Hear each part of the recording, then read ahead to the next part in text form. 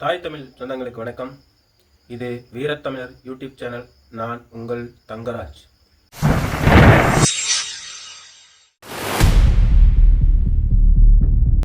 இன்னைக்கு எதை பற்றி பார்க்க போகிறோன்னா,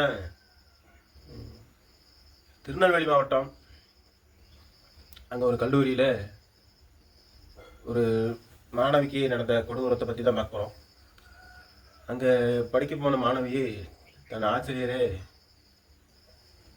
பாலியல் தொல்லைக்கு ஈடுபட்டிருக்கிறாரு. ஒரு ஆசிரியரே பாலியல் தொல்லை ஈடுபடுவதுங்கிறது ரொம்ப கொடுமையானது. இது ரொம்ப நல்லா நடக்குது. இது மாதிரி பிரச்சனைக்கு அரசாங்கம் என்ன ஒரு முற்றுப்புள்ளி வைக்கலாம் அப்படிங்கிறது அவங்களுக்கும் தெரியல, யாருக்கும் தெரிய மாட்டேங்குது. இருக்கும்போது ஒரு குழந்தைய எதுக்கு அனுப்புகிறோம் பள்ளிகளுக்கு?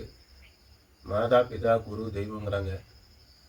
அந்த குருங்கிறது தெய்வத்துக்கு முன்னாடியே வச்சுருக்குறாங்க. அப்படி இருக்கும்போது குழந்தைங்களுக்கு இந்த மாதிரி தொல்லை நடக்குது. இது ரொம்ப உண்மையாக கண்டிக்கக்கூடியது. இது மட்டும் இல்லை, நம்ம கிருஷ்ணகிரியில் கூட இந்த மாதிரி ஒரு சம்பவம் நடந்துச்சு.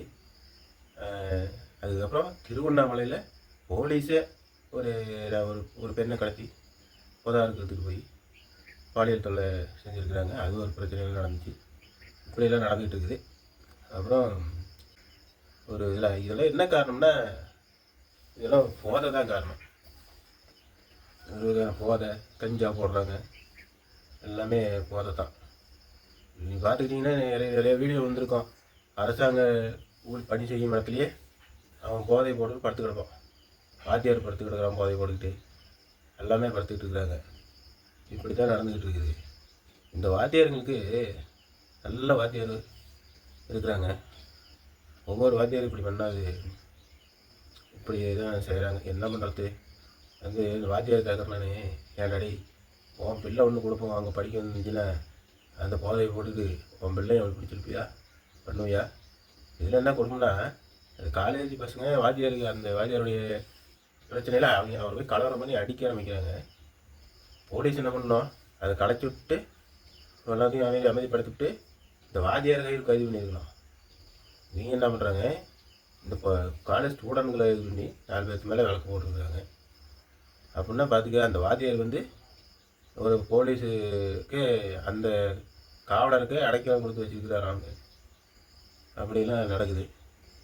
இதுக்கு என்ன பண்ண முடியும்? ஒவ்வொரு நிர்வாகமும் ஏதோ ஒரு வகையில் அரசியலுக்குள்ளே இருக்கிறாங்க, அதை வச்சு தப்பிச்சுக்கிட்டு இருக்கிறாங்க. இது மாதிரி போக்கு பெரிய போக்காக இருக்குது. இதெல்லாம் மக்கள் தான் குழந்தைங்களுக்கு சொல்லி வளர்த்தணும். யாரையும் தனியாக கூப்பிட்டா போகாதீங்க. எந்த ஒரு உங்களுக்கு மீறி ஒரு சின்ன செயல் தெரியுதா, யாராக நம்மளை டிஸ்டர்ப் பண்ணுற மாதிரி இருக்குதா, அந்த இடத்த விட்டு வெளியே வந்துடுங்க, எட்ட வந்துடுங்க குழந்தைகள். இதுதான் நாம் உணரக்கூடியது. இந்த மாதிரி வாத்தியாருங்க கடுமையான தண்டனை கொடுக்கணும். ஒரு வாத்தியார்களுக்கு தண்டனை கொடுத்தா இது பேசு பொருளாக ஆச்சுன்னா அது எல்லா வாத்தியாருக்கும் கொஞ்சம் பயம் வரும். அந்த மாதிரி பயம் இருந்தால் தான் இந்த நாட்டில் சட்டப்படி எதுவும் நடக்கும். இல்லைனாக்கா அது இப்படி தான் போயிட்டு இருக்கும். இது என்ன அதிசயமாக இருக்குது. ஒவ்வொரு இடத்துலையும் இதே மாதிரி பிரச்சனை நடந்துக்கிட்டே இருக்குது. இந்த 3-4 வருஷத்தில் அதிகமாக பிரச்சனைகள் நடக்குது. இந்த பிரச்சனைகளுக்கு அரசாங்கமாக சரியாக கண்டுக்க மாட்டேங்குது, எதுவும் பண்ண மாட்டேங்குது. ஒவ்வொரு வழக்கு போட்டால் அதுக்கான நேர்மையாக விசாரித்து அது தீர்ப்பு கொடுக்குறதில்ல. உடனே அது சிபிஐக்கு மாத்திரம், அங்கே மாத்திரம், இங்கே மாத்திரம்னு சொல்லி அதை அப்படியே கடமை போட்டுருக்காங்க. சிபிஐ வந்துச்சுன்னா என்ன பண்ணுது, அது ஏதோ ஒரு நாள் 2 நாள் வருது, அப்புறமேட்டுக்கு அது கம்மலை போட்டு போயிடுது. ஏன்னா அது அவங்க பிரச்சனை இல்லை, அவங்க ஒரு இதை பார்க்குறாங்களா, ஒரு இந்தியா பூரா பார்க்குறவங்க. அப்படி இருக்கும்போது அவன் இந்த கேஸ் கட்டு மட்டும் வாங்கிட்டு அவன் பாட்டுக்கு போயிடுறான். இது வரைக்கும் எந்த சிபிஐ வழக்குமே முடிவுக்கு வந்த மாதிரி தெரியல. எத்தனையோ சிபிஐ வழக்கு போட்டிருக்காங்க.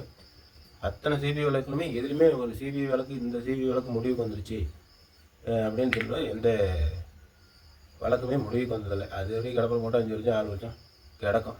ஏன் நம்ம இதில் ஒரு அப்பனையும் மகனையும் அடித்து கொண்டாங்க, அது சிபிஐ வழக்கு தான் போயிருக்குது போலீஸ்காரர். இப்போ சமீபத்தில் ஒரு 2 நாளைக்கு முன்னே ஒரு கொலை நடந்திருக்குதான் போலீஸ் கஸ்டடியை வச்சு. அது என்ன நிலவரத்துக்குள்ள இருக்குதுன்னு தெரியல. இப்படி இந்த போலீஸ் கஸ்டடியில் வச்சு அடிக்கிறதும் பெரிய பிரச்சனையாக இருக்குது. அதனால் இந்த மாதிரி வழக்கு இருக்கிறதுனால சிபிஐக்கு மாற்றிக்கிறாங்க. அதாவது அரசாங்கத்துக்கு ஏதாவது பாதிப்பு, ஆளுங்கட்சிக்கு பாதிப்பு வர மாதிரி இருந்தால் இது சிபிஐக்கு அனுப்பி விட்டா அவங்க வந்து 8 வருஷம் 10 வருஷம் போட்டுருவாங்க. அதனால் 10 வருஷத்துக்கு அப்புறம் அந்த கேஸ் கட்டி மறந்துடுவாங்க. அது கரையாக முடிச்சு அந்த கேஸ் கட்டி இல்லாத போயிடும். அப்படி நிலைமை தான் இருக்குது. 10 வருஷம்னா அந்த கேஸ் இருந்துச்சுன்னா அது என்ன பண்ணுவோம், அதெல்லாம் மறந்துடுவோம், மக்கள் மறந்துடுவோம். சரி மக்களே மறந்துட்டா எல்லாம் மறந்துட்டாங்க, அதனால் இந்த கேஸை அப்படியே கடவுள் போடுறது எழுதிக்குவாங்க அப்படிங்கிற மாதிரி ஆகி போயிடுது. அதனால தான் மக்கள் வந்து சிபிஐக்கு மாற்றுறாங்க. இல்லைன்னா வேறு ஒரு காரணம் இல்லைன்னா உள்ள நம்ம காவல்படையை விசாரித்து நல்ல அதுக்கு உண்டான குற்றங்களை கொடுக்கலாம், அதை கண்டுபிடிச்சி சொல்லலாம். ஆனால் இவங்க செய்ய மாட்டாங்க. இவங்க செஞ்சால் அரசாங்கத்துக்கு ஆளுகிற அரசாங்கத்துக்கு பாதிப்பாகும். ஒரு வேளை அதில் அவங்க ஆளுகிற அரசாங்கம் ஒரு வேலை சம்மந்தப்பட்டு இருந்துச்சுன்னா அது பிரச்சனை ஆகி போயிடும்னு இதை கண்டுக்க மாட்டாங்க. அப்படி இருக்குது மக்கள். இதே பாரு நம்மளை மாதிரி சாதாரண ஆளுங்க ஏதோ ஒரு பிரச்சனை, ஒரு 2 வீலரில் போகிறோம் வரோம், ஒரு ஹெல்மெட்டு கொண்டு போட்டு விட்டுருப்போம். டக்குன்னு நிறுத்தி இருடா, எங்கடா ஹெல்மெட்டு, எங்கடா லைசன்ஸு, வாடா அப்படின்னு பிடிச்சி நிற்க வச்சுட்டு சாவி பிடிச்சி நிறுத்திச்சுக்கோங்க. அதே வார்த்தை பெரிய ஆளாக போனான்னாக்கா, சார் எங்கே சார் நீங்களா சார் போங்க சார்னு அனுப்பி விடுவாங்க. அதே மாதிரி தான் இந்த போதை பொருள் கடத்துகிறாங்க. இப்போ 2 நாளைக்கு முன்ன பேர் இந்த தாலியாக கட்சிக்காரர் குக்கா வந்து 200 கிலோ குக்கா போதை பொருளை கடத்திருக்கிறான். ஒரு சேலம் மாவட்டத்தில் இருக்குங்க அப்படி ஆளுங்க. அதனால் இந்த மாதிரி பிரச்சனை அவங்களாம் வந்து நாளைக்கு அதிகாரத்துக்கு வந்து ஒரு பதவிக்கு போனாங்கனாக்கா அவங்க என்னென்ன கடத்துவாங்க, என்ன பண்ணுவாங்க. இப்படி ஆளுங்களாம் இருக்கிறாங்க. அதனால் மக்கள் தான் திரும்பி நல்ல கட்சிகளுக்கு வாக்களிக்கணும் எதிர்வரும் காலங்களில். நன்றி.